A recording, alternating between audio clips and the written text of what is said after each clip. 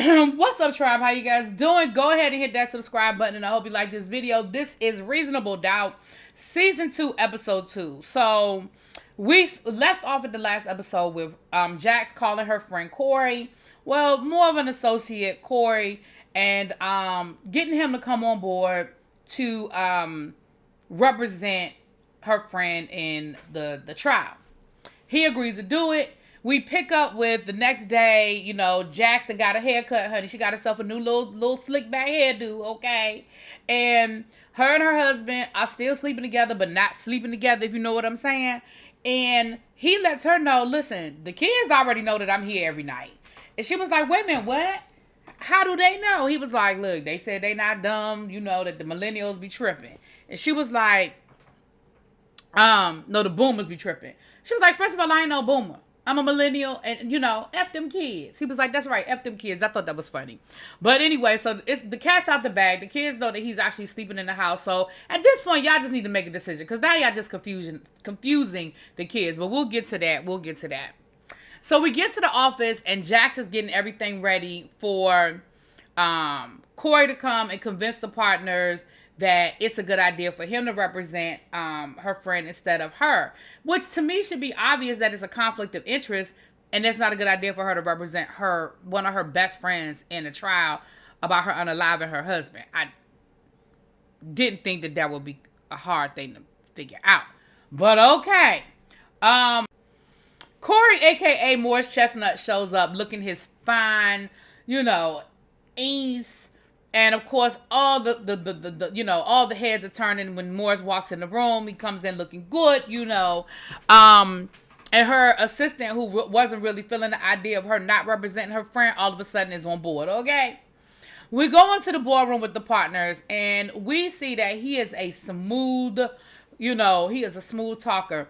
He's a third generation attorney. His dad or grandfather, somebody was president of Howard Law or something, and he's his lineage is very, very well known. So that impressed the partners off the break, and I think all they saw was dollar signs and access, right? When he started talking about who he knew, and he was real cool about how he dropped the little tidbits, you know. He dropped the little nuggets of, you know, his dad and this justice, this person, and playing this golf course, and, you know, being at this exclusive country club. I think they were like so caught up and so in awe. They were like, what? They were 100% on board with him representing the friend. Child, let me find the friend's name. Y'all know I gotta find the name. Child, I forgot the girl's name. Anyway, he's 100% on board with that. Okay, so they go down to visit. Sorry, child. They go down to visit. Well, I can't find it. Hold on, let me find this child name. Chanel. It was on the next page of my notes. Anyway, Chanel. So they go to visit Chanel in jail, and baby, this is, I feel like I caught a typo. Not a typo, but I feel like I caught a faux pas, because it seemed like, they made it seem like the girl had already been in jail for a couple of weeks. But then later on in the episode, we were just having the funeral. And I'm trying to figure out why we just having the funeral for this man if it had been a couple of weeks since his wife had actually been in jail. But neither here nor there, it don't matter. I'm not going to dig into the minutia of it all. They go to visit her in jail, and of course she not feeling it. She was like, "Wait a minute, Jax, what the hell? Like, you said you would have my back. You said you was gonna be there for me. You said you was gonna support me through this. But you're the best attorney I know. Why you not supporting? Why you not, why you not representing me?" And she explains why it's not a good idea that she represent her. And like, listen, I do still have your back. I do still support you, but this is the best decision for everybody involved. I should not be representing you for obvious reasons. So he convinces her, he tells Jax, look, let me talk to her one-on-one. Because it wasn't going well. She said, let me talk to you one-on-one. And they walk out, and he tells her, listen, at the end of the day, my job is to get you off. And if you listen to what I'm doing, I'm good at what I do. I know how to do this job. And, let me do what I do. So she's sort of convinced, she was like, okay, all right, we're gonna do it your way. We're gonna do it your way. So later on that night, Jax is at home watching the news, eating her little, her little food. And well, actually, let me rewind. Jax and her husband go to therapy. They in couples therapy. And it seems to go well. They like cuddled up, they booed up, they getting along, they smiling at each other, they finishing each other's sentences. And the therapist was like, okay, this looks good and all. It sounds like you not representing your friend has definitely taken some tension away. It seems like y'all are definitely in a good space. I can see this. I can see this. He said, but let me ask you this. Are y'all intimate yet? Like what's going on with the going on? So then they start talking about who ain't giving who what and who not giving the right signals and who ain't trying. And he was like, Y'all see what y'all doing here? Now y'all keeping score. Now y'all look like it's not me, it's you. Well, I tried on Monday. You tried on Tuesday. Well, you was asleep. Well, you was this. And he said, listen, we got to get away from trying to keep score. He said, when's the last time y'all had a date night? He said, let's start there. Go out, spend some time together, have a date night, be intentional, and see where that takes you. So they agree to do that. They like, okay, cool. So now Jax is eating her food. Okay, well, actually, she was rolling a joint, but we're gonna let that go. Corey is being interviewed about, being Chanel's attorney, and he was like, yeah, we're not gonna seek, because basically they're trying to make Chanel out to be this rich trophy wife, basketball wife, football wife, and she got rich, got greedy. I mean, and just killed her husband. So he was like, well, no, she didn't do it, and we're going to prove she didn't do it, and she's going to stay in jail. We're not going to, he was like, well, she's about to make bail. He was like, no, she's not. She doesn't even have the money. Like, she wasn't rich. Her husband was rich. She doesn't have the money to make the bail, and she's going to sit in jail until we get her off. Jax, of course, is not feeling it because that's her friend. And she was like, the hell, we're going to get my friend out of jail. So she confronts him the next day and he tells her, listen, we have to paint her in a certain way. We have to show that she is not this affluent, rich, spoiled, want to have it my way. We have to show that, listen, he was the one that had the money, not her, yada, yada, yada. And he makes his case to the partners. Now, what's funny is he done stole Jax's investigator and got the investigator working for him, right? And, of course, he's excited. He just happened to be there. And he really is feeling Corey. Now, Corey uses this whole civil rights movement, no bail, we're going to stay in jail mindset, which that was something that they did during the civil rights movement. And it did work for the civil rights movement because it did show the commitment to the cause. And I understood what he was saying. I really did. If I were a potential juror, I would be looking at her like, oh, she made this $1 million bond, whatever, however much her bail was. But he made a very convincing argument that she should stay her ass in jail because it will look good. It will look better to potential jurors. She didn't agree with it. The partners did agree. They understood his argument and they were like, okay, we're going to ride with you on this one. Baby, she goes behind his back and goes to see Chanel in jail. And at first, because he told her, Chanel is on board. I talked to her and she's fine with staying there. She understands the big picture. Baby, Jax goes behind his back and goes down there to visit Chanel and tells her, listen, if you want to get out of here, we'll get you out of here. Because she was like, girl, I ain't got no money. He froze my assets. Like, there is no money. She said, we can get you out of here. If you want to get out of here, we'll get you out of here. Okay. So next thing you know, they at the house trying to sell all of the stuff. They're trying to sell her designer bags and all of the guy's shoes and watches. Come to find out, his watches was fake. But trying to sell off all his stuff. And they still come up about $100,000 short. Jax is frustrated because she was like, I really thought we would be able to raise the money. Because you thought that they had enough money in that house and all of the designer things that you'd be able to raise the money. Well, Crystal, one of the friends out of the friend group, was like, I can get the rest of the money. If we really want to get Chanel out, I can get the rest of the money. We see her talking to her husband. She wants to mortgage their house. Her husband was like, yeah, we're not doing that. And she said, well, I really, I really can't, that's my best friend and I love her and I really can't see her like that. It's really, he said, listen, I get it. You have a big heart and that's why I love you. But what I'm not willing to do is sacrifice my family for this. Like, I love you. Great.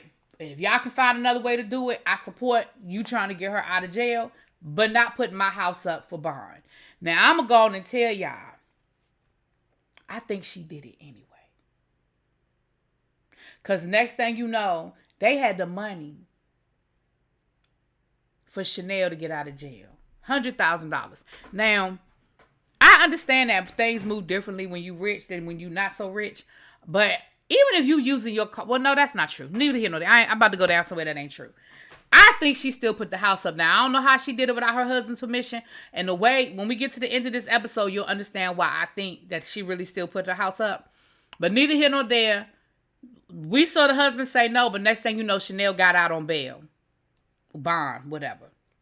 Now, while this is going on, Jax and her husband, they had their date night. And baby, they had a good time. They was drinking. They was talking. They was laughing. They was being intimate. They was flirting with their eyes. Baby, next thing you know, they got back to the house and they pulling each other's clothes off, tugging and lugging and pucking and pucking. But they were so drunk that they really couldn't make it do what it do. Next thing you know, child, they fell asleep. So the intention to have sex was there. But they wasn't able to finish the whole situation, right? Now, here's where I'm frustrated with Jax. So they go back to therapy, and of course they end up blaming each other for why it didn't happen when they both got drunk and neither one of them could make it happen. Okay? But anyway, they got to blaming each other. Y'all know how people do. They was blaming each other. Well, you did this. Well, you didn't do that. Well, you was drunk too. Well, it's your idea to get a second bottle of water. So the therapist was like, listen, look, let's roll this back. Because clearly, let's roll it back. He said, maybe a date night was a little too ambitious. I want y'all homework this week is to look into each other's eyes uninterrupted for 5 minutes. Don't say nothing. Don't talk about nothing. Say it with your eyes. 5 minutes. Now, I'm going to go on and tell y'all the truth. I don't know if I could do that. I don't know if I could stare at somebody's eyes for 5 minutes. 5 minutes is a long time. Do you know how long 5 minutes is? Just sit and just turn everything off and just sit in silence for 5 minutes. 5 minutes is a long time when nothing's happening. But I understood what he was trying to say. Now, we're going to get back to that assignment in a minute. Of course, Corey is livid when Chanel actually makes bail. And it makes him look stupid because, of course, he did this interview swearing up and down that his client was not going to make bail. And guess what? His client makes bail and it makes him look crazy. So he goes to confront Jax. He shows up at her house and he kind of yelling at her a little bit. And he's telling her, look, you asked me to come and do this. And you got to let me do my job. Because if not, if this don't work out, that's on you. If your best friend ends up in jail for murder, that's on you. And he did have a little bass in his voice, baby. Jack's husband came from behind and was like, bruh, I suggest you take some of that bass out your voice. Now, I wasn't mad at her husband for checking him. Because he did roll up in her house and he was talking to her crazy. But he wasn't wrong in what he was saying. But I understand. I get it. You did what you were supposed to do as a husband, as a man. You did it. But he wasn't wrong. Jax, you know better than this. And this is why you couldn't be her attorney, because you're not thinking clearly, because you're not using your lawyer instincts. Because if you were using your lawyer instincts, you would know that what he was saying made sense. But neither here nor there. She out of jail now. She gonna reunite with her kids, and they saged the house down, child, and she's, thankful, and, they have this whole reunion, heartwarming moment. But, baby, then it's time for the fume. And that's what I said. They made it seem like she had been in jail for a couple of weeks, but they ain't even had the fume for this man yet. So they show up to the fume, and, of course, his mama don't want her there. His mama don't like her. But like Jack said, you agreed to keep all of this, keep a public face. Like, we can't do this in public. And she was like, You right. I agreed that she could come. I agreed. But I don't want her ass here. She killed my damn son. And Chanel was like, but you knew what he was doing to me. Like, you knew he was putting his hands on me. You knew he was abusing me. And you were cool with that. So at the end of the day, don't be mad at me because I finally fought back. Because this could just as easily be my funeral. Now, of course, the paparazzi was there. And of course, the paparazzi got the camera, the pictures of them in each other's face. Of course, nobody know what they said. But it don't take a rocket scientist to figure out she was not happy that that old girl was there. She wasn't happy about it. So then,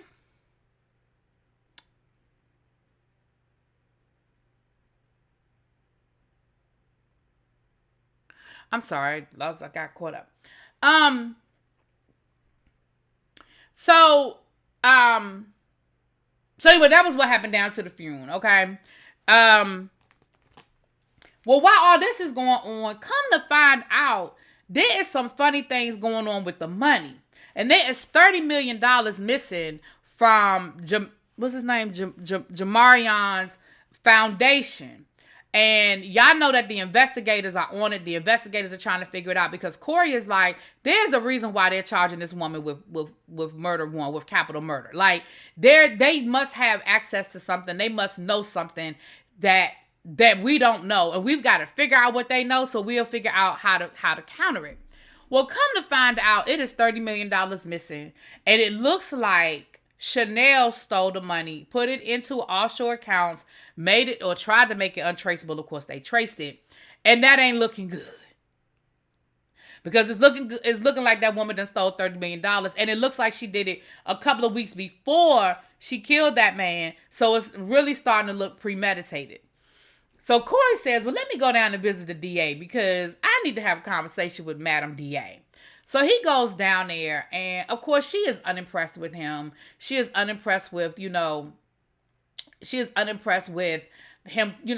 looks and his debonair and suaveness of it all. Just unimpressed with it. Well, she says, listen, your client looks like your client planned this. It looks like that this was premeditated, and we're going to prove it. And you need to go and you need to be working on your case instead of down here in my face trying to talk to me or trying to convince me of something different, right? That's what you need to be doing. Well, he said, well, why? I got a question for you. Why do you keep moving around? Are you running away from somebody? Are you hiding something? So they both trying to play some mind games right now. But he knows that he has a problem when they find out this $30 million is missing. Because now it's like, what the hell, right? Now, while this is going on, Jax and her husband try to do their assignment. They try to do the 5-minute, stare down situation. And of course, Jax can't do it. She's giggling, she's laughing, she can't do it. And the husband gets mad at her, right? He gets irritated. He's like, listen, this is ridiculous. Like, you can't take anything seriously. Like, we're really trying to work through this, and we're really trying to find our way back to each other. And she said, listen, I'm sorry. I know you're trying to get you some. I know it's been a long time. Baby, why he hit her with the line, it ain't been as long as you think? She said, what that supposed to mean? He said, you a smart woman. You figure it out. So in other words, you letting me know that you just slept with somebody since you done slept with me. Oh, got it. Cool. So after the funeral, Jax comes home and her husband have a good conversation. She says, listen, we agreed that we were going to clear the air. We agreed that we were going to, you can't keep punishing me for what I did. Like, I have no right to get mad at you that you was out doing what you was doing because I was doing what y'all, clearly I was doing what I was doing. Again, if you haven't seen season 1, go back and watch season 1. You get all of that background. She said, but you can't keep punishing me. We agreed we were going to move forward. And, he was like, you're right. That's cool. You're right. But baby, then Jax uses that whole situation as almost like as foreplay. She was like, so tell me about her. Was she good in bed? Did she do what I do? Did she do it like this? Did she do it like that? Tell me how you did it. And next thing you know, child, they was having sex out on the balcony and the drought is over. Okay. And the next morning, everything is everything. They all booed up and he agrees to move back in. So I guess everything is everything. I don't know. things with Jax and her husband can't ever be that easy. But we happy for them right now. We are happy for them right now. Now, while all of this is going on, Chanel is at the house. She's reading the comments. She's reading what social media is saying. Everybody calling her, you know, a murderer and everything. And she is like, oh my goodness, oh my goodness, oh my goodness. She gets on the phone and she calls one of her friends. We don't know who she on the phone with. We don't know who she calling, but she says, yeah, you know what we talked about? Yeah, I think we're going to have to go ahead and do that. Well, what you talk about? What you got to go ahead and do? Next thing you know, she taking a backpack full of stuff over to Crystal's house because Crystal got the daughter. She said, listen, I thank you so much. You know, I'll be back to get her in the morning. I didn't want to wake her up. She was already asleep, you know. And then you could tell it was a goodbye, you know. You could tell she was doing a whole goodbye. She was doing a, you know, thank you so much for everything. I love you. You've always been there for me. Blah, blah, blah, blah, blah, blah. So you know it's a goodbye.